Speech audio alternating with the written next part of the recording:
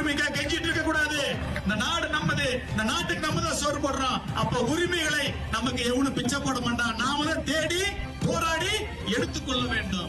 விவசாயிக்கு மரியாதை இல்ல, வருவாய்த்துறை லஞ்சம் கேட்கறாங்க, ஏக்கரா எவன்டையும் போய் நம்ம உரிமைக்காக கெஞ்சிட்டு இருக்க கூடாது. இந்த நாடு நம்மது, இந்த நாட்டுக்கு நம்ம தான் சோறு போடுறோம். அப்ப உரிமைகளை நமக்கு எவனும் பிச்சை போட மாட்டான். நாம தான் தேடி போராடி எடுத்துக்கொள்ள வேண்டும். விவசாயிக்கு மரியாதை இல்ல, வருவாய்த்துறை லஞ்சம் கேட்கறாங்க, ஏக்கராவுக்கு அளவுக்கு 20,000 ரூபாய் கேட்கறான், அடங்கல் வாங்குறதுக்கு 500 ரூபாய் கேட்கறான், பட்டா மாத்துறதுக்கு 10,000 கேட்கறான்னா என்னைக்காவது இங்க ஏதாச்சும் ஒரு அரசியல் கட்சி வந்து உங்களை கேட்டு இருக்குதா? ஏன் தாசில்தார் நீ இந்த பணத்தை வாங்குற, ஏன் சர்வேர் நீ இந்த பணத்தை வாங்குற, இன்னைக்காவது உங்களுக்கு வந்து பேசி இருக்கா?